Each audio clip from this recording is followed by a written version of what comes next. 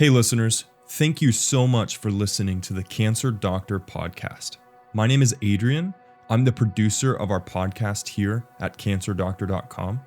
Before I turn it over to this eye-opening conversation with Dr. Carlos Bautista, where we learn more about Immunity Therapy Center and how they approach alternative cancer care, I just wanted to let you know this is part 2 of our series with Dr. Bautista.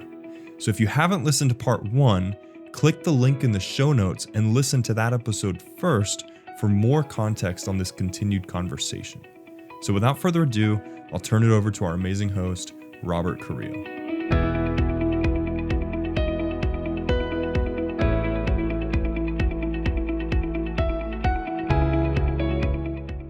Hey everyone, this podcast I want to let you know is brought to you by Immunity Therapy Center. Immunity Therapy Center is located in Tijuana, Mexico. You can find them at immunitytherapycenter.com. If anyone you know or you love or care about thinks they may be facing cancer or they have a cancer diagnosis, feel free to give them a call and contact them for a free medical doctor consultation. I wanted to talk to you about a really important topic now that always comes up when a patient, let's say in the United States or even Canada, is thinking about crossing the border into Mexico for healthcare.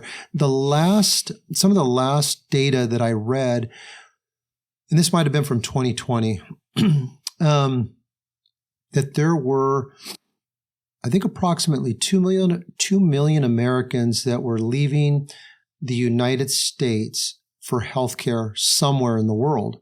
But out of this number, it was approximately 800,000 of them were going directly to Mexico for healthcare. Mm-hmm. Now, I find this really a surprising figure, especially in light of that there are those that believe going to Mexico is very dangerous for anything from taking a vacation or going for healthcare. Now, these 800,000 people that go to Mexico for healthcare in this particular year anyway, it's for a variety of ailments. It could be dentistry, it could be cancer, it could be bariatric surgery. There's all kinds of things that people go there for. What do you have to say to those that may be thinking, it's not safe to go to Mexico for healthcare? Well, that's an issue that we have to deal with all the time. Unfortunately, particularly in Tijuana, the reputation that we have is, exactly what you're saying. Things that happen other areas, automatically we are in the same spot, even if something happens in Yucatan, which is like in the other side of the country. But yeah, definitely that's an issue. And that's why we always ask, when we ask for a testimonial, that's one of the reasons why we ask about their environment, what they think about the city. Tijuana is like any other big city, where there are areas that you're not supposed to go. And it's something that is hard for us to do something about because it's, it's the press, it's the media, that's the image that we have. Mm-hmm. But I can assure you that it's safe and that if you go with treatment, nothing will happen. And it's just like being in any other big city, right? Mm-hmm. From you yesterday that there's a lot of crime, for example, in Atlanta, right? Mm-hmm. They're saying that. Mm-hmm. Or in other areas. And very unfortunate situation, but it doesn't mean that it's a bad place. It's just, it means that you need to be careful and go and do what you're supposed to do or what you want. And that's it. But particularly with Tijuana, it's an issue that we have, very unfortunate, but I think the service that we provide, that it's unique and you cannot get the type of treatment that you get with us anywhere else. It is worth it. Mm-hmm. Definitely. Yeah, and you're right. I mean, there's crime is everywhere in the world, and evil people can exist anywhere. And in the United States, there are cities that are not safe. There's certain areas where you wouldn't walk in the middle of the night down the street. It's just not wise, right? So I don't view personally Tijuana any different. Tijuana has really grown over the years. I remember when I was a little boy, And we used to go to Tijuana. It just wasn't, I think today, the population in Tijuana is over 2 million people. And something like that. Yeah. We have a lot of floating population that comes and goes. Mm-hmm. But yeah, definitely it's around that 2-3 million. Yeah. And I've met people that have relocated to Tijuana from all over the world. All over the world. I've seen Asians. Well, the thing is that a lot of people that try to cross the border, they're returned there and they stay there. Mm-hmm. There's a lot of Asians that came, a lot of from Venezuela, a lot of from all over. All over the world. Yeah. It's like a retirement. Well, they stay there. They return them to Mexico, and that's where they stay. Yeah. And actually, they do good. There's a lot of work in Tijuana. Mm-hmm. There is, they do good. If they work and they are good people, mm-hmm. They're welcome. Yeah, I mean, but there is a high number of Americans now that retire in Tijuana or right across the border. And so obviously, when I think about this, I think, well, it's a lot cheaper. Yeah, it's a lot cheaper. But I'm thinking, well, it must have a fair amount of safety, or else it wouldn't be moving there. There, I don't know. Well, there's a lot of U.S. citizens living in between Tijuana and Ensenada, even a little bit more south than that. Mm-hmm. Yeah, there's a huge U.S. community. Yeah, interesting. Okay, that's good to know. Yeah, because the viewers need to know that there are Americans that are living down there, and you got people from all over. Oh yeah, thousands of people. Yeah, because everything we hear in the news about it the negative news, I should say, drug cartels. Watch out. But Mexico is also a fairly, it's bigger than just Tijuana. And so there's parts of the country are, 5 hours away or 6 hours away down, traveling down south. So it's some of the things you hear happening much further away than Tijuana. We are a huge country, huge. And there's many different Mexicos, and there are these crime organizations, but again, if you don't go to the wrong places, or you'll be fine. It's good. Yeah. All right. No problem. And one of the things that you do at Immunity Therapy Center is you pick up people at the airport. Tell us about that, what that looks like and why you do that. And well, we want to make it as easy as possible. We understand that transportation when they come into Mexico could be a little bit difficult. So we have our own vehicles and we pick up patients wherever, not only the airport. If they come by train, we go to the train station, or we go wherever they tell us, and we pick them up and bring them to the hospital. And we do all the time. Jose Valenzuela is one of our drivers, and we have other drivers as well. He coordinates everything, and he's been with me since the very beginning as well. And we try to make it as easy as possible for the patients to have a good experience. Mm-hmm. Yeah, Jose's a good man, and he's picking them up at the San Diego airport in Southern California is what he's doing all the time. Yeah, we the train station, up even to LA or whatever. We will do any effort to bring patients to our hospital, meaning that we want to make it easy. It's good to know. One of the things that struck me about Immunity Therapy Center is the high numbers of the Amish community that are going there for healthcare. How is that happening, and how are they finding out? I mean, they obviously aren't on the internet. They're not on the internet. They're I'm taken aback that I've met, when I've been there, the Amish, and they come with their families. They're very supportive of one another. They have an incredible culture. Yes. As far as their family culture is just fantastic. People. They're good people. Yeah. Yeah. But what are you doing to make contact with? Well, it's been a process. It's not like one day to the next. it's been a process of giving them good results. There's different very big communities, mostly in the northeast of the U.S. At least that's what I know. Mm-hmm. But actually, my first contact with Amish people was in Mennonite people. It was with a community in Belize. Oh, really? That was in Chihuahua as well, in really? Mexico. Okay. There's a big community. And I don't know, it's been word of mouth more than anything, because we treated some, back many years ago, we treated some patients. They did well, they were cured, and most of them, with them, is word of mouth. They tell their family and their friends about us, and that's how it happened. It's been a process. It's not something in particular that we do other than give them good results and treat them well.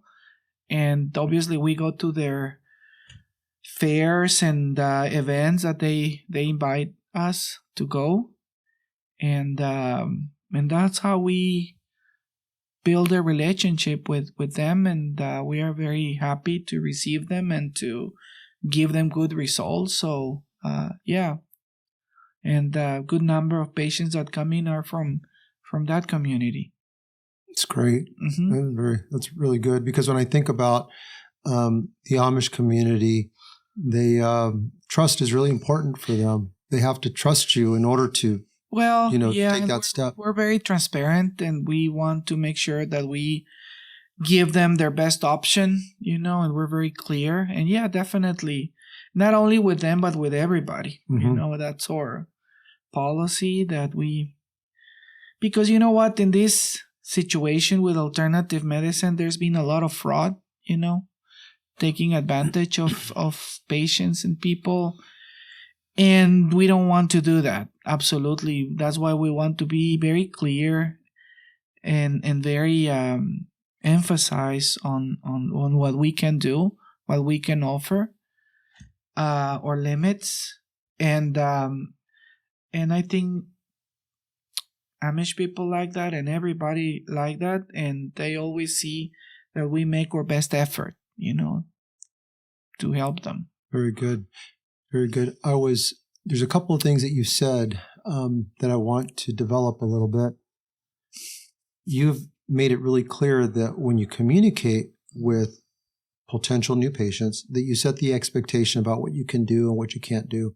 And a little while ago, you were mentioning the Amish, and some of them had results, and you used the word cure, right? They were cured, and so they told others. And I'm assuming that when you say cure, hey, they went into remission, or there was no evidence of disease. Well, I'm telling you cure because these are patients that we treated many years ago, and now they're cured. Obviously, when I use that word, it's because they already went through a process of many years without the presence of cancer. And yeah, we have thank God, many cases like that. Mm-hmm. And but when they contact us for the first time, we want to make sure, because some people have these unreal expectations sometimes, that is not, and that's why we try to avoid to get into those situations, because then likely, if it's a situation where sometimes we cannot even accept the patient, but that's why we have our initial evaluation. And there are cases that we're not sure exactly how it's going to go, so we just tell them, realistically what you can expect. So we just want to prevent conflict and just making sure that they understand that they understand their current clinical condition and what they can expect. So that's important for us. So when I use the word cure right now in this conversation, it's because patients that I'm referring to are without, cancer activity for many years. Are we talking like over 5 years, 10 years? At least 5 years. At least 5 years. Okay. Mm-hmm. Okay. Yes. That's good to know. All right. That's really good to know. Yeah, because you mentioned, some patients are coming in and their expectations are really high. they may be thinking they can come to Immunity Therapy Center or some facility like Immunity Therapy Center and maybe be cured of cancer in a week or 3 weeks or 4 weeks. And so explain, though miracles are possible, right? I mean, I'm not. We've seen it. Yeah, I'm not going to tell you otherwise. But why isn't the idea that in a week or 2 or 3 weeks you could just like make cancer disappear? Why is that expectation not fair? Why is that that's unreasonable? I mean, as a medical doctor, I'm asking this question to you. What's the answer? The thing is that cancer has many variables. It has many factors that can cause a cancer. And sometimes cancer already affected many organ function. That's mainly the reason. Mm-hmm. That sometimes organs are affected. For example, let's say a colon cancer that went to the liver. That's the most frequent area where colon cancer is metastasized and affects the function, right? And already we have a very difficult or deteriorated organ function. So patients with that problem, for example, is going to be more difficult because their liver is not processing the treatments and all the even vitamins correctly. So there's other factors other than just the cancer, that can make things more difficult. So we can kill the cancer, but the liver, it's already affected, and that's difficult to recover, for example. Mm-hmm. So it's not only us killing the cancer. It has other variables and other factors around the nutrition part, the liver, the toxicity. There's other factors around it that definitely we don't know exactly what is going to happen in certain patients. Mm-hmm. With other ones, because of our experience, we have a pretty good idea how things might go or what our chances are of putting them in remission. But that will be the reason more than anything. It's good. Mm-hmm. It's good to know that. You mentioned the liver, and when I think about the liver, I think about this organ that we need to filter everything, right? Mm-hmm. That's coming through, and if it's impaired, that's difficult. And I'm asking this next question based upon what you just said, but help the patient understand right now how fragile just health in general can be. That a lot of times I think we take our health for granted. Hey, I'm healthy, I'm feeling good, I can run, I can play. But as a medical doctor, try to explain to somebody watching this how health can be very fragile at times, and it could just go the wrong way to a place that you were not expecting, and it just takes you way down a road that's very dark and very painful, full of suffering. Mm-hmm. Educate us about how fragile health is. Well, you said it. Sometimes we don't understand how fragile, how easy things can go wrong, and how so many things needs to be very well balanced to be healthy. We have in our body a million different systems, enzymes, hormones, I don't know, so many different substances, and that needs to be very well timed and checked and balanced. And so at any time, for whatever reason, things can go wrong. We are producing, for example, cancer cells every day. And our body immune system sometimes is able to keep it in check, but sometimes because something happens, these cancers start to reproduce. And it could be from you were being exposed to a toxic that make that immune system go low a little bit, and that will be the opportunity for these cells to grow. Or it could be, I don't know, that you ate something, and your body's not able to fight the bacteria that came in the food. So I don't know, we're exposed to a million things different all the time, different viruses. Lately, the COVID thing that happened, the pandemic. So we are always, the body's being constantly, there will be aggression to the body all the time, even from the environment. Nowadays, unfortunately, our environment is getting more toxic, with different chemicals in our water, in our food, in our everywhere. And things go wrong easily. That's why we're seeing nowadays, instead of things getting better, getting worse with not only cancer, but chronic degenerative disease like diabetes. Nowadays it's a very severe public health issue, with high blood pressure,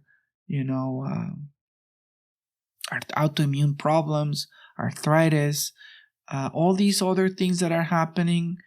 Definitely has a lot to do with our environment, with what we eat, what we do, the lack of exercise. So definitely our health is very fragile, going back to that. And there's so many things that will attack us, that we have to be on guard and do the best we can to try to prevent that. Cancer, unfortunately, is a consequence of the same.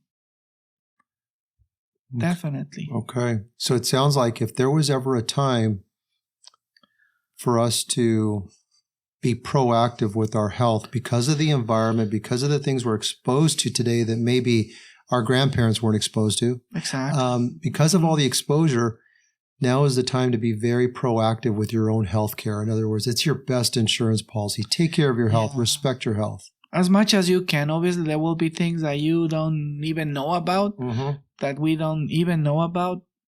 But yeah, definitely, as much as we can, definitely we need to be proactive, like you said, on taking care of ourselves and prevent these diseases from happening. What are some simple changes regarding, being proactive that people should incorporate into their life? Things that really, because there's so many systems in play in our body, right? But what are some things that people should? Well, there's a lot of information out there, about diet, exercising. Actually, we are having a new facility. It's called Montevale. And that is a place where a patient, or we don't call them patients, we call them guests. And we have some, for example, some detoxification process, IVs like chelation and glutathione, curcumin. There's different therapies, hyperbaric oxygen. Definitely, if you can be proactive doing those kind of things every year or so, definitely that can help you a lot, boosting your health. But I will tell that maybe one of the best things that you can do to prevent all of those chronic degenerative diseases is diet and exercise. That will be the key elements. Okay, great. So I've heard you diet. Yeah, good diet. A low sugar diet. A low sugar diet. Yeah. Okay. I will say. Right. Yeah. Yeah. We've heard quite a bit how cancer feeds off sugar. So okay. Diet and exercise, two probably most important things a person can do. And you mentioned Montevale. So this is a health center retreat that you operate for people that want to go there annually and invest in their own health care. Yeah, it's in Valle de Guadalupe near Ensenada. It's wine country there is becoming very famous. And that facility was because of the need that I saw on healthy people, healthy on quotes, trying to prevent diseases, having the opportunity to get IVs and to be able to go into a hyperbaric chamber and have these other biomagnetic, bioresonance, anti-inflammatory treatments. Definitely nowadays, I think that is necessary for everybody to do to continue being healthy, because the environment is getting so polluted right now that you won't be able to do it by yourself, all of it. you definitely need some help like that, to achieve better health and to feel better. Okay. Mm-hmm. So you're also working in prevention. I'm working on prevention, and we have ITC where we treat unfortunately all these patients that already develop cancer and fighting their current situation, but definitely we try to prevent people developing these type of problems, and that's why I made this or created this other facility, and we're starting. Let's see how it goes. It's a really nice resort. We have all the meditation, yoga, all of those type of activities in combination with these other treatments that I just mentioned. We have a reflexology path. We have a meditation labyrinth. We have a very nice restaurant where we provide very good food and diet, and the surroundings are beautiful. It's good. It's really good. You're invited, Robert, anytime you want. They take you up on that offer. Yeah. One of the things over at Immunity Therapy Center, and you mentioned this earlier, was the role of nutrition, like with the patients when you're getting the updates every day. If you mentioned something about if we have to make an adjustment to their nutrition plan, you have a couple of nutritionists there on staff. We have three nutritionists. Name them for me, the three. Fernanda, Mariana, and Nicolas. Got it. Okay, so they're the three nutritionists, and so they're the ones responsible for making sure that each patient is getting their nutritional needs met when they're at Immunity Therapy Center. Okay. Yeah. Yeah, because you guys have a full-blown kitchen and chef and dining area and all of it. But before when the patient come in, one of the first things they do is they go and have their nutritional evaluation. Because many times cancer patients are malnourished. They are not getting there is this belief for some reason that having calorie deprived diets are good for cancer, and that's the case. Calorie restriction, you're saying? Yeah, calorie restriction diets. The thing is that your immune system needs the nutrients to work properly, and there is certain amount of calories that are needed to maintain the weight, because in cancer you don't want to lose weight. And but there is a lot of very different information on different diets that patients follow, and that's what they do. But when they come in, we see where they're lacking of, because usually they're lacking nutrients. So we try to incorporate that through nutrition and give them the proper calorie intake with a low sugar diet, a low glucose, a low glycemic index diet. But we want to give them the amount of calories that they need for their immune system to function and to preserve weight or recover some of the weight loss. Sometimes we need to, if they're very malnourished, sometimes we use parenteral nutrition as well, nutrition by the vein. Okay. And we do whatever we need to do to make sure that they are getting the calories that they require. Okay. That's very important. So you want to hit those nutritional goals on a daily basis. Yeah, because that, again, one of the main things that we do, it's immune system, or trying to stimulate the immune system. And nutrition is key for that as well. In a deprived nutrient diet, immune system won't function well, won't respond well. It's good to know that. It's really good to know that. Okay, great. If a patient has, you want to hit these nutritional goals, like caloric goals and calories, but if a patient comes in and they have a specific diet that they stick to, like there's certain things that they don't eat, for example. Do you work with them, or we work with them? If they have a specific allergy, obviously we won't give them, the allergy.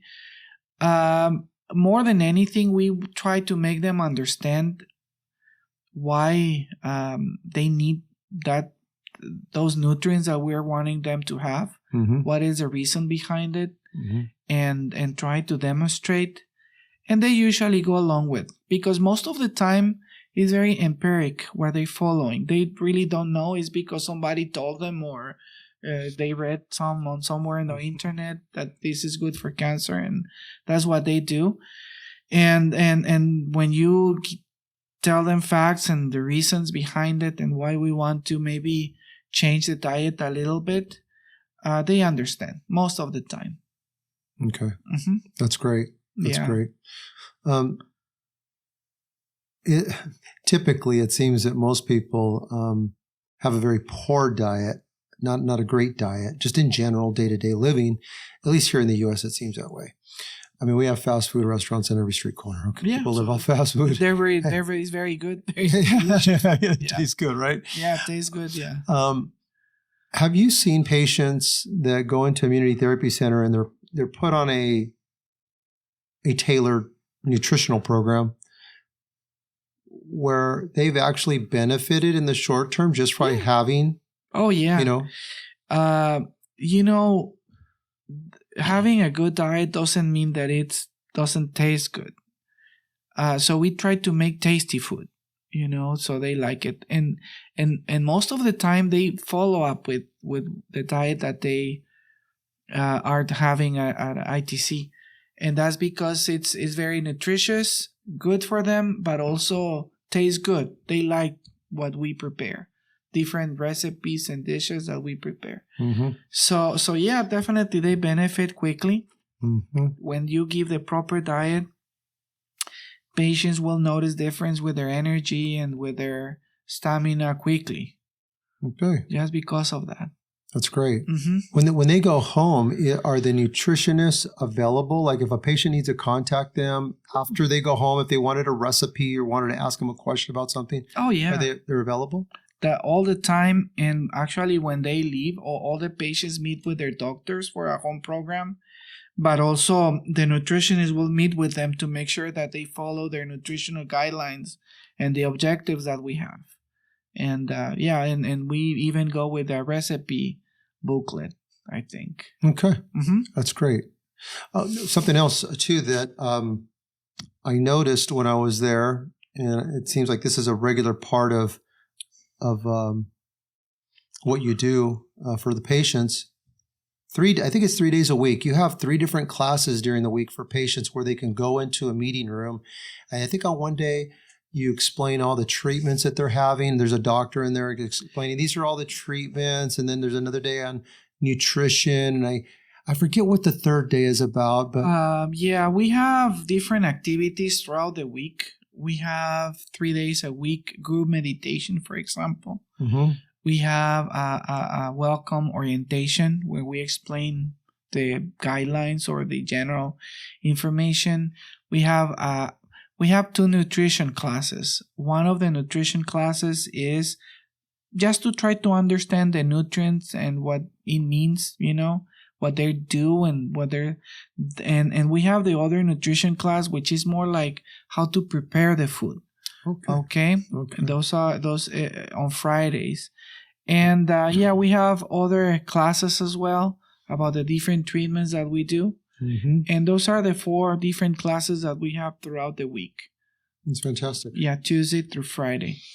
So the patients are getting an education. Yeah, well, it's important that they understand why we do what we do. And we always are talking with them personally, their doctors, myself, about it, but also in a more general, in a class, so they understand the science behind it more than anything. Right. So they're not just doing this blindly. They have a better understanding of why they're doing it. And then they can put their faith and trust in the whole process itself. Exactly. That's also true, but it's important for me that they understand what we're doing or the objectives that we have with each different treatment. The reason why we're giving them that treatment in combination with the other ones. That's great. I want to go back and revisit something you said earlier. We were talking about you have a hospital inpatient, you have outpatients, and those that are non-functional may need to stay in the hospital, et cetera. But you mentioned also that you have a couple of operating rooms that you're equipped with. And so if there's an emergency, or maybe it's not even an emergency, maybe it's a a preventative measure that must be taken, but you're equipped to do surgeries there. Yeah, we are a full certified hospital. Mm-hmm. We have latest technology and very, we're whatever you will find in a very good hospital here in the U.S. And there are surgical situations, unavoidable surgical situations sometimes. There are patients that have very big tumors that are causing sepsis or infection, and you need to remove that tumor, that it's already infected. There are times where there's suddenly bowel obstructions that you need to correct. I don't know. There's a lot of different surgical scenarios that we need to be able to do. Normally, our oncology surgeon is Dr. Zavala, Jorge Zavala. He helped us a lot there, and we have state of the art surgery room to the point right now. I was mentioning that we need to build another one because one is not enough right now, and so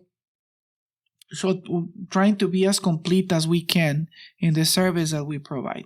That's fantastic. So everything is there on site, and anything the patient needs, they can receive it right there on site. Whatever is needed, yeah. That's wonderful. How many patients are you able to serve there every day? We have a number of. Right now we're a little bit full. We have 35 patients or so, but I'm comfortable with 25, 28, patients at a daily basis. Okay. Outpatients. Yes. Inpatients, it's a separate system, so they have their own nurses and their own but as an outpatient, probably I feel comfortable with around 28, 30 patients or so. That's where we feel comfortable with the amount of staff that we have and the amount of devices that we have. Okay. Because obviously, if we have more than that, we need more staff and we need more devices, and things can complicate a little bit. So we try to keep it like that. When a patient comes in for the day, how many days a week are they going to be there? And when they come in, how many hours of the day are they going to be there for? Normally they are there for Monday through Saturday. We let them rest Sunday. We have two shifts, the morning shift and the afternoon. The morning shift, patients coming around 8. They finish their treatment around 2 o'clock in the afternoon. We do a series of treatments, therapies, IVs, etc. every day. The afternoon shifts coming around 1, 12:30, 1, and they finish around 7, 7:30 in the afternoon. So it's 6-7 hours that they're going to be there at the hospital getting treatments. And we let them, like I mentioned, all of them rest on Sunday. Okay. And while they're there, they have their meals there as well, that whether it's breakfast or lunch or supper. Exactly, or dinner, or whatever. Okay, got it. Yeah, we provide that, yeah. The outpatients, where are they staying at? Where do they go afterwards? We have our own apartment complex where they can stay. We have a limited room of apartments there.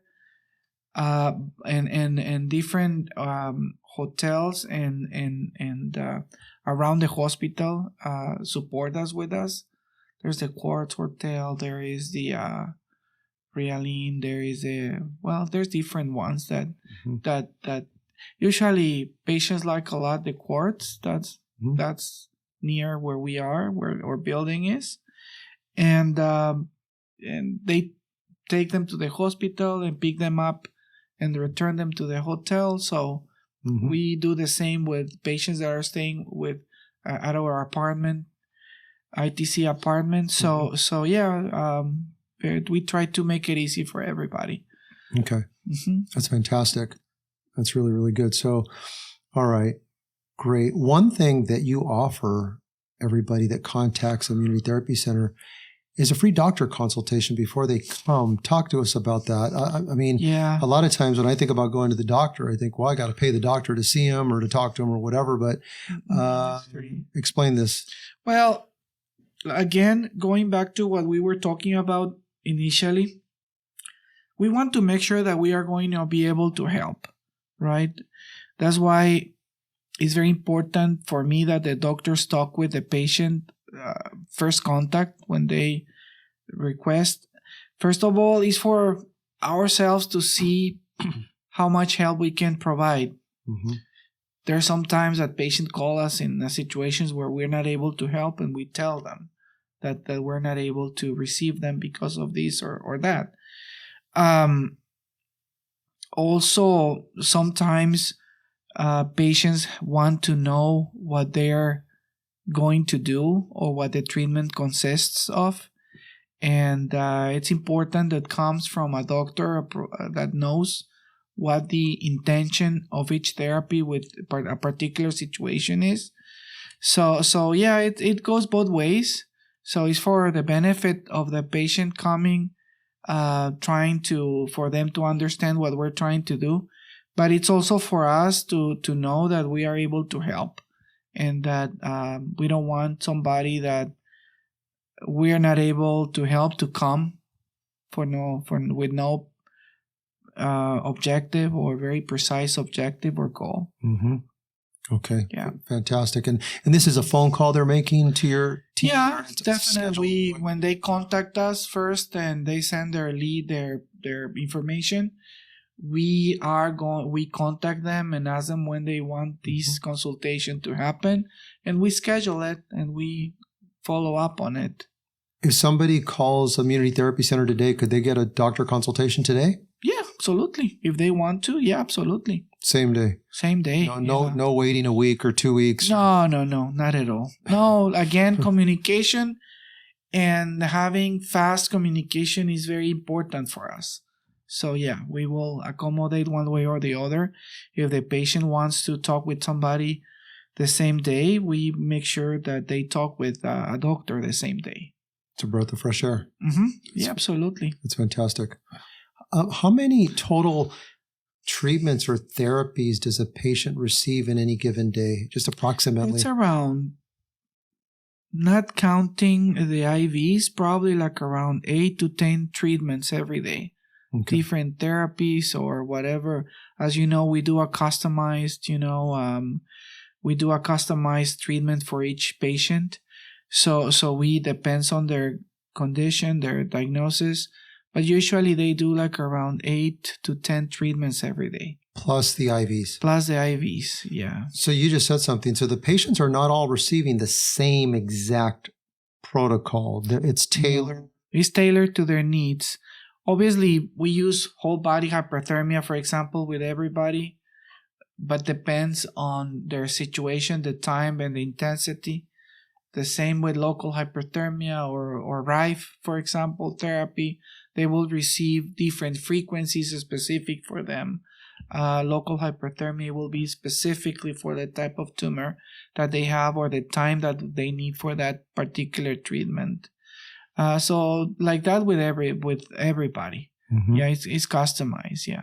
Okay, it's good to know. And then during those daily meetings that you have with your doctors, any adjustments that need to be made for a patient will get adjusted depending on the present condition. Obviously, we were talking about the low-dose targeted form of chemo that we have, like the DPT or IPT. Mm-hmm. Medications are different for everybody depending their type of cancer, of course. So yeah, things change. There's some things that we do apparently the same, but it's different. We might be using the same device, but with a very different intensity or time than other patient. Mm-hmm. Okay, got it. And how do you monitor the patient, how they're progressing on a day-to-day basis? Are there tests you're running, or what do you do? Well, there's some cancers that we can do tumor markers on a weekly basis. There's some cancers that we can follow up with CEA or PSA or different tumor markers for different types of cancers. There are other ones that we use CT scan. We have our own CT scan at the hospital. So we do imaging studies. So we do the same like conventional testing to follow up on their response. Okay. Yeah. Got it. One of the things that I would like you to address, and I don't know if it's more rumor or factual, but you'll let us know. In the United States, the medical decisions seem to be driven by blood labs and images. But in Mexico, it seems that it's blood labs are taken into consideration, images, and then also how the patient is presenting themselves. This third component, which doesn't always seem to come into play in the U.S., is this accurate? Is this true? And if so, why? Or Definitely, it's important. The most important thing is that the patient feel better and that the pain subsides or their symptoms go away. Obviously, that's a good way of us knowing with clinical experience that things are going well. Obviously, you want to be most of the time, or you want to be a little bit more objective than that. Mm-hmm. So definitely, tumor markers nowadays there's a lot of different things that can throw off a tumor marker. Okay. Infections, nutritional condition. There's a lot of different factors that can throw off a tumor marker in blood. So we need to be careful with that. Actually, in many places, they're not doing tumor markers anymore because of that reason. So one of the most objective ways of knowing exactly how things are doing is through CT scan or a PET scan. Imaging obviously is a gold standard to evaluate the response. Timing, it's important. When to do these tests is important because you need to wait until the full effect of all the treatments, are visible. If you do it before, like normally we want to wait a month or 2 months in between CT scans at least, because sometimes treatments take time, to reflect the response.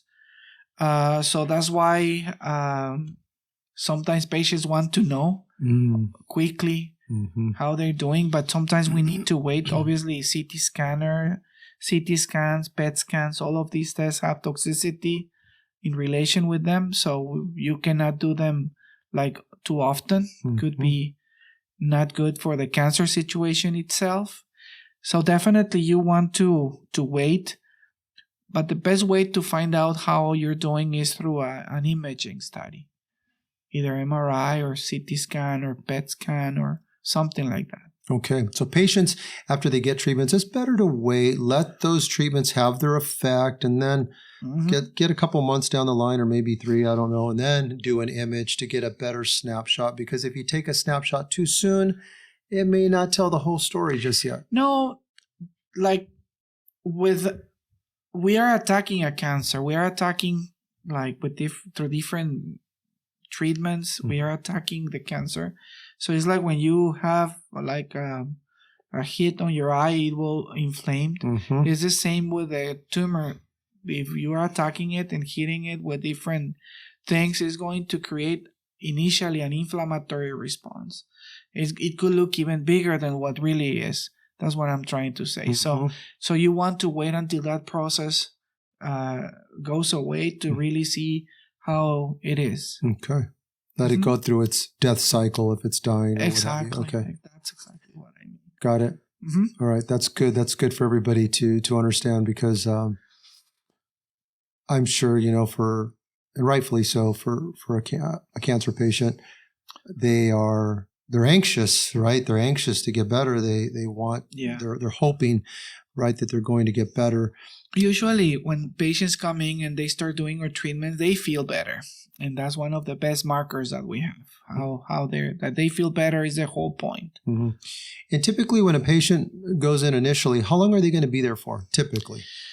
Well, there's some patients that can be there for 3 weeks.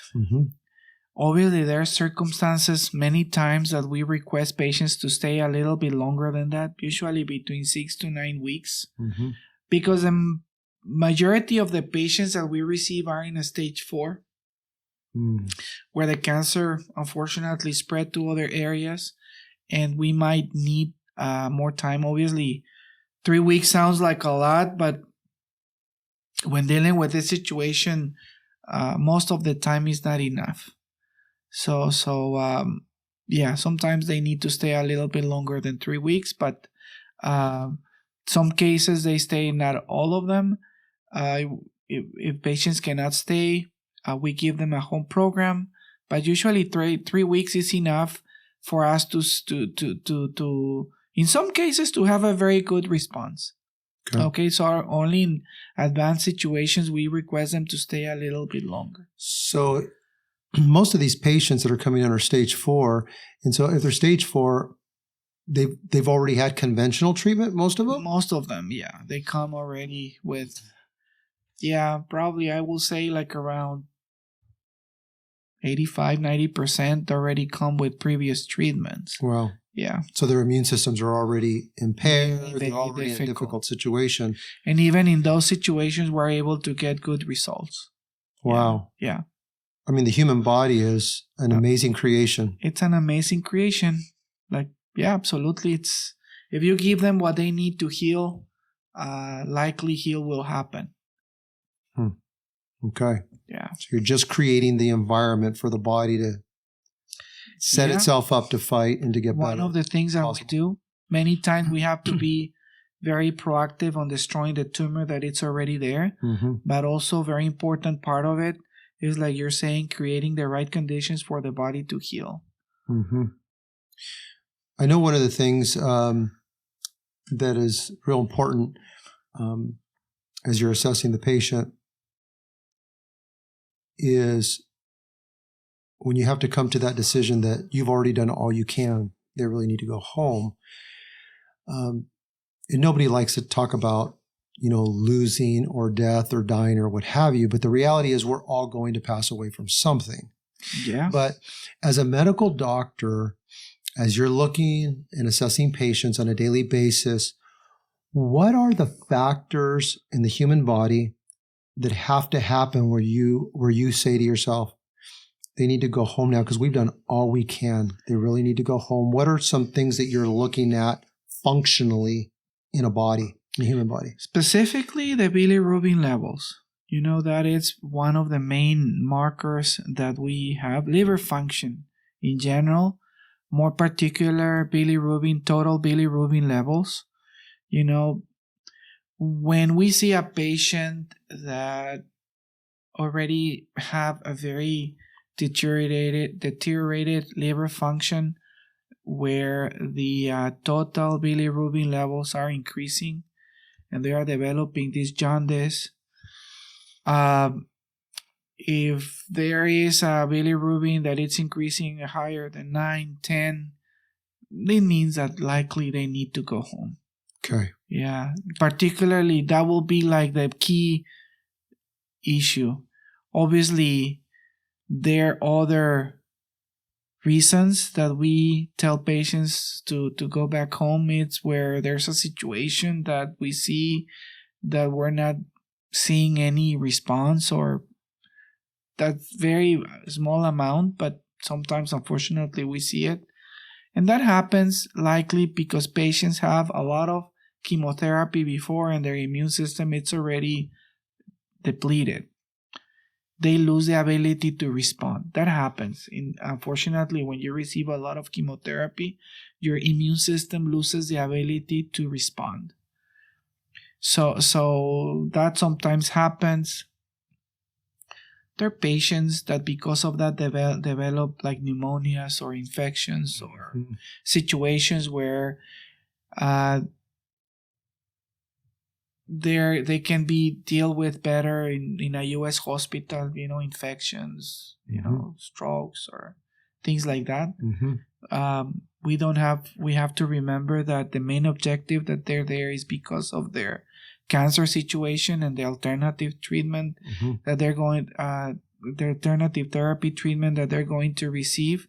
So all of those situations that happen and we're not able to deal with, that's when we tell the patient that it's better to get to a U.S. hospital. U.S. hospitals are really good with those issues. So and then when they deal with that situation and they get better, they can always come back. That happens often, with those type of patients. It's good to know that. It's good to know that there is a plan in place, and obviously you're a medical doctor, but Hey, if the patient passes this threshold, we need to let them know. Yeah, absolutely. It's time to leave, get back home, get to a U.S. hospital, what have you. Yeah. That's fair. That's good. It's better to know the facts. Yeah, absolutely. Right. Yeah, absolutely. And again, we're human and we're very serious about the work we do. And we're trying to get them better. And but unfortunately, there are some times that patients are very depleted, are very immunologically speaking, physically. So sometimes we do as much as we can, and sometimes we have to make those decisions. Right. Yeah. I remember I was at a community therapy center, and I was in I think it was a meeting room that's there for the patients. But there's a plaque up on the wall that a family gave you. And I think it was on behalf of the care you gave to the mother. I think it was Mrs. Reyes was her name, or maybe Rouge. No, I think there was somebody gave you, it was a family that gave you a plaque and thanked you for the amount of care that you gave to the patient. It's in the period of time. It's in the let me remember. It's in the conference room? Yes, the conference room. Okay. That's where it's at, the conference room. Yeah, that it's Francisco, mother. Yeah, I remember her well. It's a lady from Tijuana, actually, local patient. Difficult, because the people that that they know you is hard. So, it was Francisco's mother and a friend of a family member. She had a very rare type of cancer and very depleted, and she came to us in a very bad situation, and we were able to help her for years. Unfortunately, she passed away, but the family was very grateful for all the effort that we did, and actually she responded well for many years. And they send us, and that's one that I put there because it's a local family that we know, and means a lot to us, so I put it there. But thank God we receive many of those messages. If you go to my office, you'll see my whole office full of cards, and thank you cards and messages and letters that they send me. And that's what we like, and that's probably a good parameter to see, the good results that we're having. Yeah, because it's really touching when you get a message like that from a family member and their loved one has passed on, because we always think of, well, the win is always I get better and I get healed. But the reality is sometimes that doesn't happen. Sometimes someone passes on.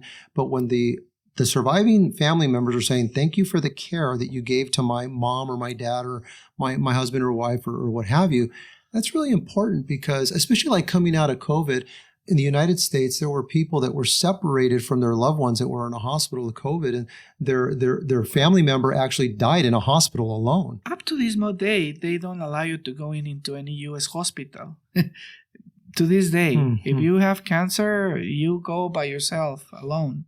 Nowadays, they are relaxing a little bit more the policy, but usually you can a normal visit cannot happen for many years now. Between a family member and the patient. Today, if you go to a CHARP hospital, they won't let you in. So family support is really important for the patient. Extremely. And going back to the situation of, well, I just mentioned CHARP, but any hospital in the U.S. And that's because of COVID, but well, those are just policy things. Going back to the being us, how we feel, it feels great. That's what we do, and that's the goal that we want. Obviously, we always expect the best outcome, ideal outcome, and we fight with all we have for that. But sometimes, when family members see that we are doing our best and we're trying to help them in any way we can humanly possible, they are grateful and they recognize that, and we feel very good about it. And to give them that comfort and to give them that reassurance that we're gonna keep doing what we think is right and helping them. It's a kind of care you wish your dad would have received. Yeah, basically, unconsciously or subconsciously, that's what I want. That's what I wanted. Some support, because we were alone completely. We were like having the treatments, but no direction, no understanding, or even though I was a doctor back then already, very young doctor, but I didn't have the experience that I have right now, obviously. But yeah, definitely that's the care that I will like for my father back then that we didn't get. It's great. Unfortunately. Great. Well, you're paying it forward. You're giving it to others, and that's what matters. I'm trying to make a difference in that way, if you can say like yes, that. Absolutely. Yeah. That's great. Dr. Bautista, what is the number one thing that a patient should know or become aware of when they get a cancer diagnosis? That there are options, right? Most of the time when patients get news like this, it's a shock, it's a shock for the patient itself and the family and everybody around. So the decision-making process sometimes is not with a clear mind, So probably the first thing is to take things calmly, not panic, right? Because it's not easy to get news like this. And you have to think really well your options, okay?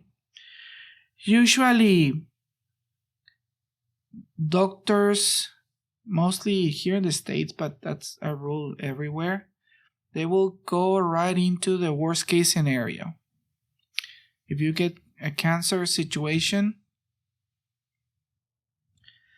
the patient, the news or the information they have is you're going to die, basically. Right? That's the more when they find metastasis, or they find that it's a little bit outside, or lymph nodes are affected, or something like that. The mind goes, or the information actually that they receive is very grim, very negative information. And that's understandable, right? There's a legal part of it that here is very important, probably more important than the human part, right? Because you're overwhelmed with this negative information, which is understandable, but probably not easy to do. But one of my main message is that there are options, even in a stage 4 situation, options that are proven to work and to survive this problem. And one of the main things that I will tell somebody that gets news like this is to be calm and to be open to options. Likely, you're going to be told that you have to do this chemo or this radiation. If not, you're going to die in such and such time. And, but no, there are other options, and with good results. And I will tell them that basically to think their options thoroughly and to get information, to be informed is very important, to talk with people, different people, look for testimonials for different treatments, and more than anything, be calm and have hope, that things are going to go well. Don't go into the negative state of mind right away. That's what my advice will be. That's powerful, because it speaks to fear, and many, I guess, bad decisions are made when a person is fearful. They're really shocked and scared. How often do you think that's happening with cancer? Like bad decisions are being... And recently there was an experience in my family where,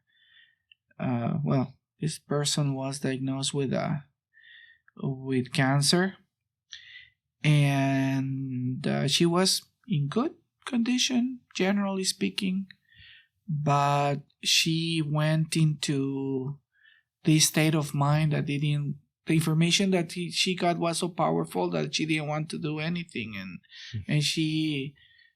I spoke with this patient and told her that there was options, that it was not that final, but she decided to do euthanasia. In California it's legal that you can take some pills and die. Oh. Yeah, so she decided to do that. Really? Yeah. How tragic. Yeah, the fear can get to that extreme, where your fear of what they told you is going to happen, that you will paralyze and do nothing. Wow. So she just decided to end her life. She decided to end her life. How sad. How sad. Yeah, more when I know that they were things to do. I try to inform and tell her. Mm-hmm. But it is a situation where each of us make our own decisions, but the decisions are influenced by what you're told. And in my experience, I knew that there were options to do. Mm-hmm. We treated many patients with that particular cancer as well. So I knew, that there were things to do with the possibility of a good response. Mm-hmm. But no, her mind just was not engaged with any of that. Wow. How old was she? I think she was in her 70s or so. She was in good condition even when she did that.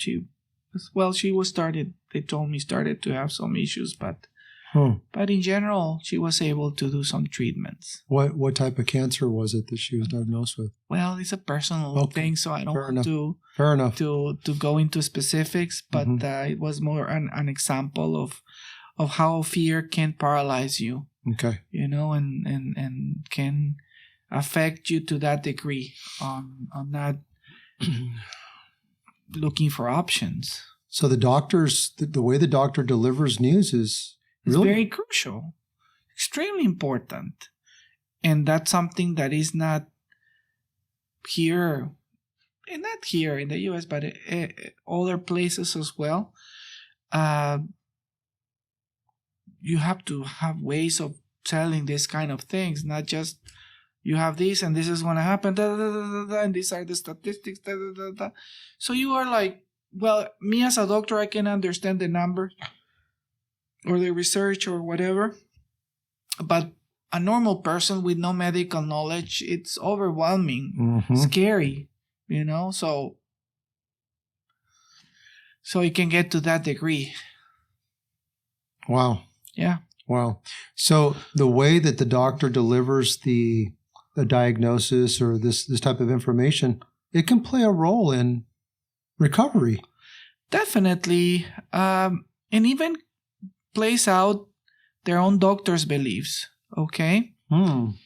Because here in the US, unfortunately, you're limited to a certain treatments, and basically are insurance dictated, treatments that you can do that insurance companies will accept to pay for each patient. So guidelines for treatments are like that for patients.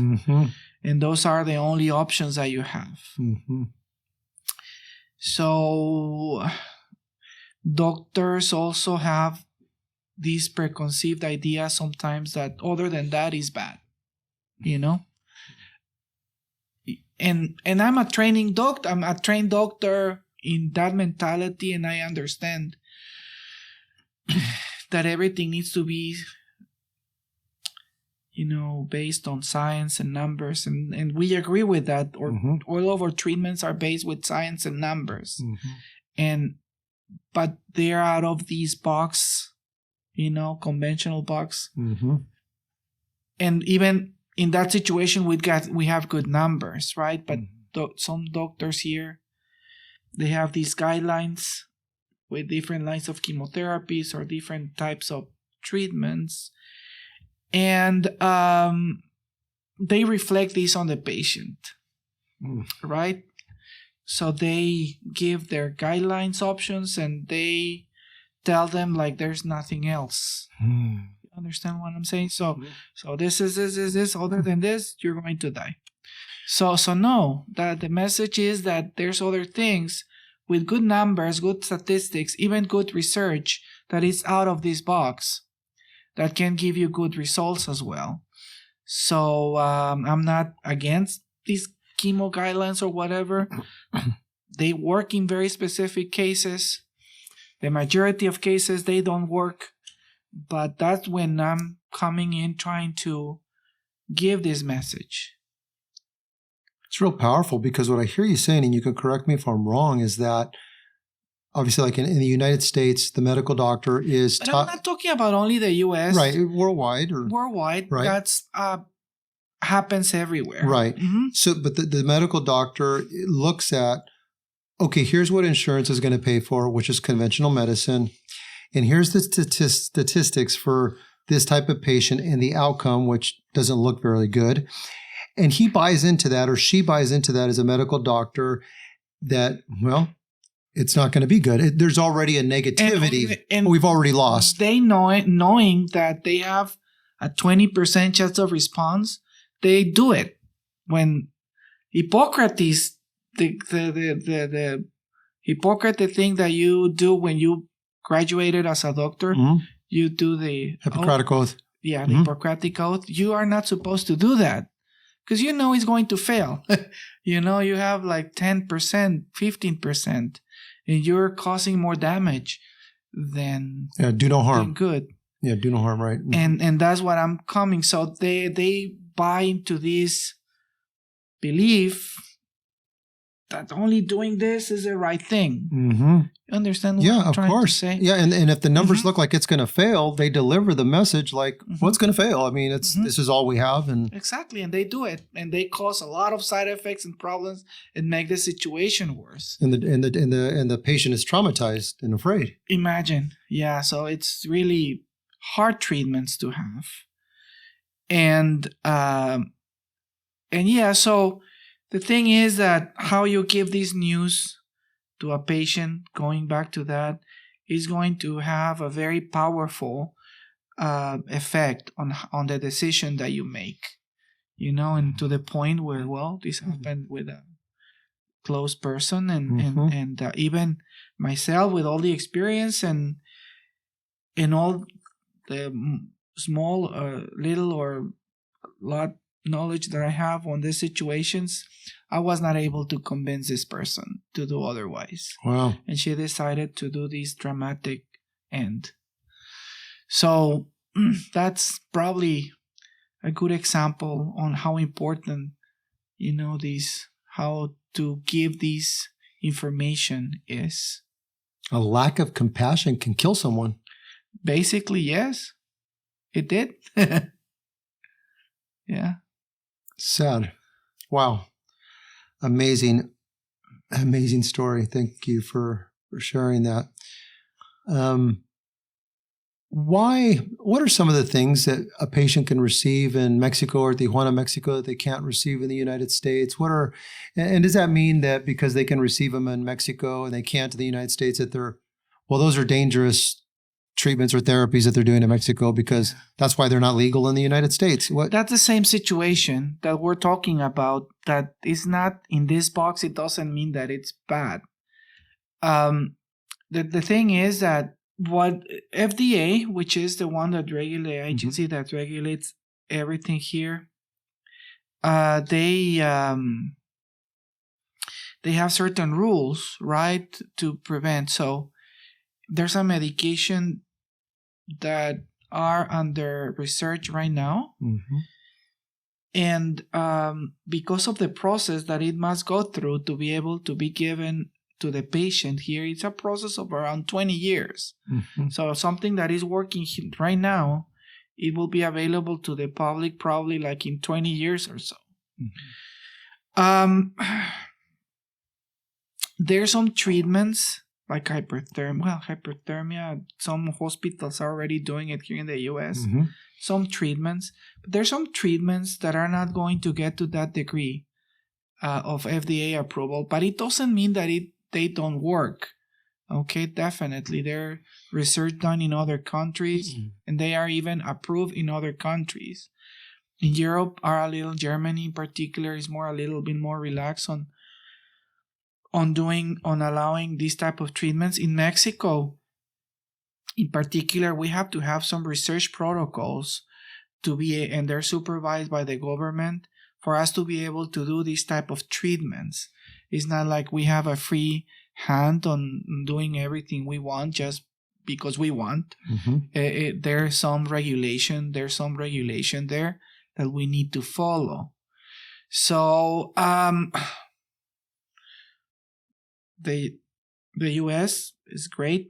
They have the best medical advances, and it's great. But what it's available to the public right now is not everything there is. There's many other things that are very knowledgeable, are very useful, and have very good results. But the process that it takes for something to get to the public is very, very, very, very long. Too long. So that's why we have to go out of the FDA jurisdiction to be able to do this type of treatments. But we have good numbers, we have good research behind it, and we are supervised as well. Okay.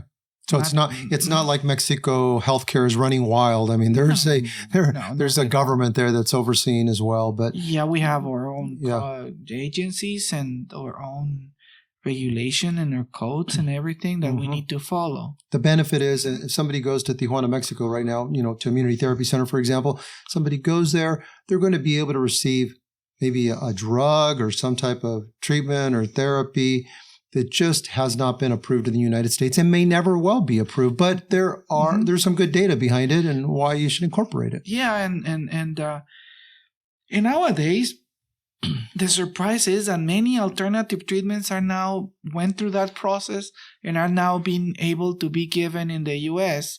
We're talking about different intravenous solutions, different therapies like hyperthermia, like local hyperthermia. So there's many. I cannot think of specifically, but there are many that different clinics and hospitals are giving right now to patients that were 10 years ago they were not able to. Right. So now that is happening, but that's because already went through that very long process. So what we're doing is giving these treatments right today. And we are able to do that because of the Mexican government allowing us to do it through some specific regulations. Okay. That's great. That's encouraging. That is encouraging. Where do you think the future of cancer treatment is? What are some of the new things where you think this is hopeful? This could really, really benefit us in getting the upper hand with cancer? Well, to have cancer, a lot of things need to happen. Genetically, how you are. You have to have certain genetic predisposition, environmental, diet. A lot of things needs to come together for a person to develop a cancer. There's a lot of variables, okay? That's why it's so difficult to treat cancer. Because even in the same colon cancer, the same type of cancer, genetically can be very different.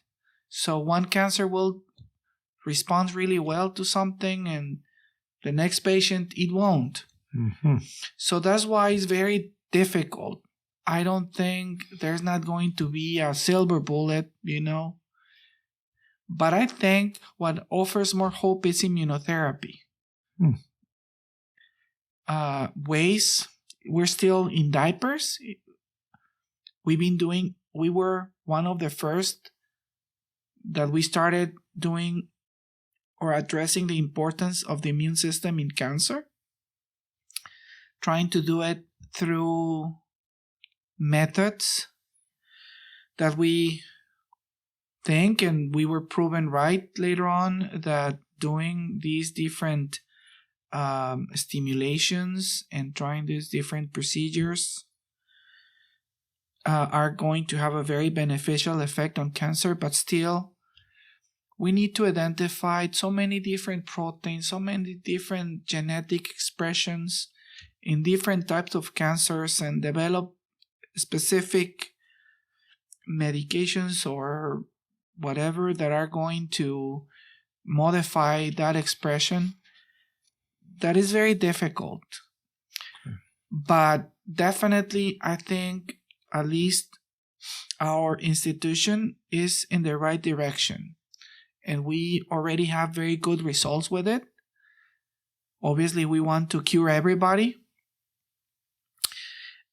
Sometimes we don't do it, but we always try.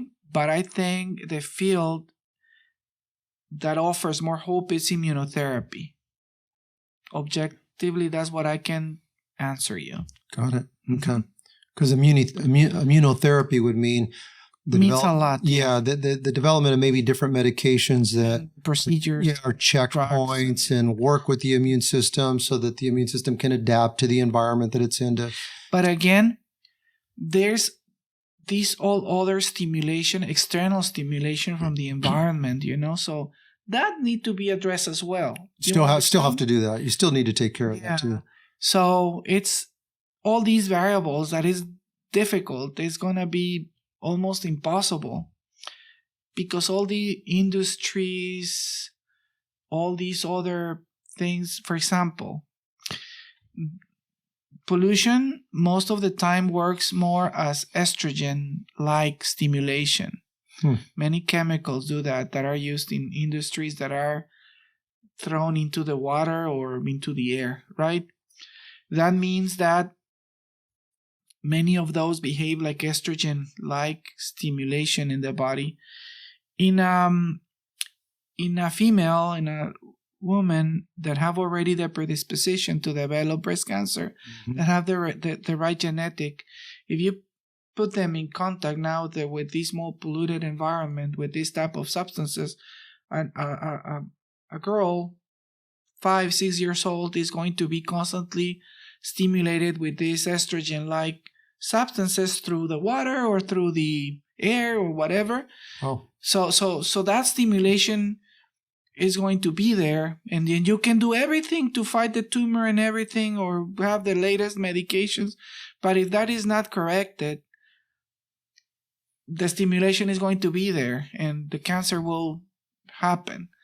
So the same with different toxic things that will make your immune system to suppress function. A lot of the problems with developing cancer is because, toxicity, heavy metal toxicity, chemical toxicity, all of these toxicities are very important, because finally what it's going to create, it is an immune suppression. And if your immune system is not able to respond, anything can happen, right? And unfortunately, what happens with all these stimulation, tumor happens. Lymphomas, there was this pollutant that it was in wheat killer, that it's proven that if you are in contact with that, you're going to have lymphoma. So like that, many things, unfortunately. So you need to change that. And that's what we know, and those were very obvious cases there where a relation was made. But there's like 1,000 million of chemicals thrown into the environment that are causing this type of reactions. So all of that needs to be addressed as well at the same time. Do you think this is why we're having more and more children getting cancer? Yeah, absolutely. Yeah, definitely. There's a very direct relation between toxic environment and cancer development. Yeah. So the immune systems of children are being suppressed or defeated at younger ages, or they're beginning to have to bear a load, I guess, at an earlier Absolutely. age. It's not the same toxic load that we had to go through when we were young than the children right now. industries and everything are more, nowadays seems like there's more aware, of this problem. But I think more is needed, definitely, to the point where diseases like this are affected. A lot more needs to happen with our environment. Okay. Wow. Yeah, because you mentioned earlier you don't think there's ever going to be a silver bullet for cancer. It's going to be a multifaceted approach. It needs to be from controlling the environment, controlling our bodies, what we put in there. So there's different variables. So you can have a very good medication that will destroy a tumor completely. But likely if all this stimulation and all these toxic situations keep happening, the cancer will come back or will spread, Because when a cancer happens, even when we notice it, when the patient is aware of having it, even in a stage 1, there's already cancer cells circulating in the bloodstream. So you can kill the tumor and you can do everything, but if you don't take care of the immune system to protect you from this cancer from coming back, it's going to come back. So if you have all these toxic environment and bad situations that will suppress your immune system, likely that will happen. So definitely it needs to be a multi-level approach, meaning that at different levels this needs to be addressed, from the environmental to research on different immunotherapies for different cancers. And we're talking about cancer if it was one, but there's hundreds different types of cancers. So this you make the math, and it's a very enormous task. Yeah, because a lot of times when people think about cancer, they think of it like, well, it's all the same. But you just mentioned there's over 100 different types of cancers, probably over 200 cancers. Yeah. I mean, and then there's subtypes. And within them, they're different. Even with the same type, they have different genetic expressions. They will respond to something, the next one will not. So, and this is why you can have 2 patients on the same protocols, or maybe even slightly different protocols, and they have 2 completely different responses. Yes. Why one does better, one doesn't? Yeah, absolutely. One survives and the other one die, and you have the same patient basically. Yeah, and then the other component that you mentioned earlier was the fear, which is all mental, right? That if you add to that, yeah, absolutely. Emotions are really important as well. The emotional response, how you're. Well, it's already documented, the relation between stress and cancer, and we come back to the reason, because stress will suppress your immune response. That's basically what happens. So yeah, definitely stress, emotions are an important part of. Many people say that after suffering a traumatic event, they develop cancer. But that's because of the stress suppressing the immune response. Wow. Yeah. So we really need to stay calm. But there's different variables. That's what I'm trying to say. It's not one thing or one reason why you have or develop a cancer. There's many different parts of it, genetic to the environment. So that's why the difficulty on fighting this problem. Got it. Wow. So I have a question for you. God forbid, but if Dr. Bautista got a cancer diagnosis tomorrow, stage 4, what would you do? I'll look my options. I'm not depending on the type of cancer, right? Because what I'm saying, for example, testicular cancer responds well to chemotherapy. And we have a testicular cancer that we know are going to respond well to chemotherapy. We'll tell them, you know what, this cancer responds well. You have 95% chance of being in remission with this particular type of chemo protocol. So do it, right? If I have one of those cancers, then definitely I will have the chemotherapy, because I know that my chances are on the side of getting better and beat this cancer. Unfortunately, that's not what happens with many other cancers. Hodgkin's lymphoma, for example, have good response with chemotherapy as well. So yeah, definitely. So depends, right? Again, what I'm trying to tell you is that I'm not close to anything. If whatever works, obviously that is going to keep you in good condition. That's what I will do. That's what you would do for yourself. Yeah. Mm-hmm. Okay. One of the things that one of the first times that we ever met, you expressed to me that Immunity Therapy Center was more than alternative medicine. Exactly. Explain what you mean by that.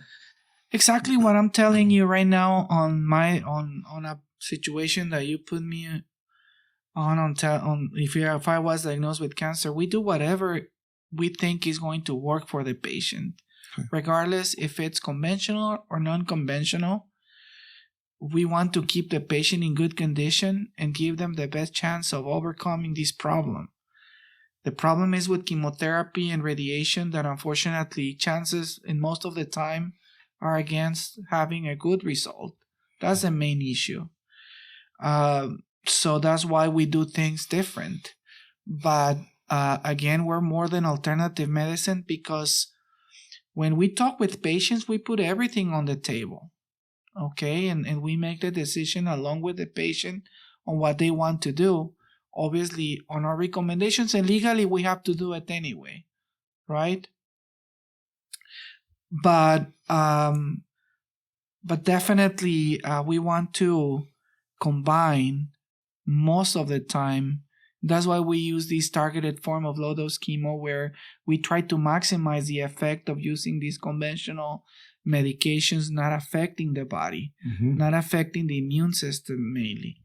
So that's what I can answer you, that we want the best for the patient, and we have these alternative methods, if you want to call them like that, but it's just part of a whole where we want the best outcome. Right. That's all we want. It's an approach where you're protecting the immune system or strengthening the immune system as you're trying to kill cancer cells. Correct. Okay. That's good. That is good to know. What else do you think that patients should know about Immunity Therapy Center that we haven't discussed so far? Well, probably that's the main thing. What I was just mentioning, that we're more than alternative medicine, that we care, that we try to find an answer, a solution to whatever problem, however complicated, and that we are going to follow through and that we're going to be very honest and transparent about what we think and about what we think is going to happen. You have to remember that also patients pay for our treatment because we're not under any insurances or anything like that. So we are very conscious of that as well, that patients financially are doing this. And that plays also, we want to maximize, to make sure that we are of benefit, that we are a good investment for what they're paying us. We want to give them good results. But at the same time, if we see that we are not going to give back, we're very clear and honest about it. Yeah, that makes a huge difference because obviously medical insurance will not pay for this. Patients making their own investment of their own dollars and cents into their own healthcare. So our price is really modest compared to prices in the US. Sure. But still, when you are paying from your pocket, it is difficult. Yeah. And we always want to make sure that definitely it is a good decision for them. Yeah, and at that point too, you're not working for the health insurance company, you're working for the patient. They're the customer. So it changes. That's the way it should be. That's the way it should be. Absolutely. Timing. For the patient, How important is the timing to take action from the time they get a diagnosis? I mean, should a patient be waiting a year to make a decision on what they're going to do, or how does timing play a role into recovery or getting? It needs to be immediate. The thing is that cancer doesn't care about when you're getting treatments. They're growing every day. The cancers grow every day. They multiply by millions of cells every day. So definitely the sooner the better that you get treatment. Unfortunately, because of overcrowding of the medical system here, first to get the diagnosis of the cancer, it can take you months to begin with. You go to the doctor and then we're having pain, and then you get a month later a CT scan, and then another 2 months for you to see the doctors, and then another month for the biopsy, and then another 2 months to something, right? So then already 8 months pass, and that's critical time in a cancer situation, because obviously the more cancer load you have, the more chances that the cancer will go elsewhere or metastasize. So definitely timing on trying to get diagnosis and treatment needs to be as soon as possible. Unfortunately, because of overcrowding of the medical system, takes a very long time to get to the treatment phase. What you just described, that 8 month, how quickly can that be done at Immunity Therapy Center? In a week. In a week, or maybe days even, because we have all the resources there, and we have our own place to do the biopsy, or own place to do our CT scanners, or doctors to review everything and to do the treatment right away. And you don't have the hurdle of the medical insurance industry either. It's just you don't have the hurdle, and that's with everything. It's approved with no problems. Right? Because definitely insurances will always question everything. Sure. And that's very unfortunate. And that's very, very unfortunate. Yeah, because the patient is losing. They're losing time and they're losing their life. Time and they're losing their life. Yeah. Okay. Got it. That's impressive that what may take 6 or 8 months in the United States could get done at Immunity Therapy Center. It should be done like that everywhere, because these are life-threatening situations where it needs to be addressed quickly. But unfortunately, that doesn't happen.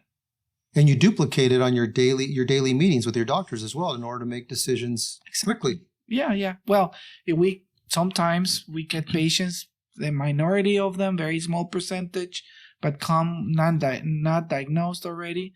So we do that process quickly, in days. So we have everything ready to go. Impressive. That's great. Sometimes we need specific markers or genetic markers that they take about 10 days or so to have them back. So sometimes it takes a little longer than a week by days, but not long, not like it is. It's good to know. Fantastic. Thank you, Dr. Bautista. That's really, really informative, really helpful. You're welcome, Robert. Dr. Bautista, we have covered a lot of topics today, and I want to say thank you. Thank you, first of all, for becoming a doctor. Well, and I'm grateful that even though there was a difficult set of circumstances with your father that brought you to this place, I'm thankful that something good happened through those set of circumstances, through that difficulty, that you've taken that energy to do good in the world. You're doing a good work. Continue to do the good work. You have a incredible team. I think it's incredible that your team is made up of some people that you've known since childhood. Yeah, some of them, yeah, some of them, right? I think that's fantastic. And I look forward to hearing and seeing what the future will bring in the next 10, 15, 20 years at Immunity Therapy Center. We are optimistic that nothing but better things will continue to develop, right, as the years go on and as you continue to do research and learn new things. So we're really thankful for you coming in here today and for the work that you're doing. Well, thank you, Robert. It was an honor, a pleasure being here. And yes, well, life is like this. You never know what direction is going to take. You need to be optimistic, and you need to fight back and do your best. And that's what I'm trying to do. Like you said, it was not easy. It's not easy dealing every day sometimes with this issue, with cancer. It gets to you sometimes, but you have to have the commitment and the discipline to keep researching, studying, and trying to be updated on all areas so we can give the best service. So my commitment is that, to continue doing the same. And well, thank you for having me. It is, and hopefully the message gets out, because it needs to get out there. Like I mentioned, for patients to know about this, it's very important. So thank you, Robert. Thank you to the organization, Cancer Doctors, for having me, for bringing me here, and Carlos, and we appreciate it a lot. Thank you very much. Thank you. All right, you take care.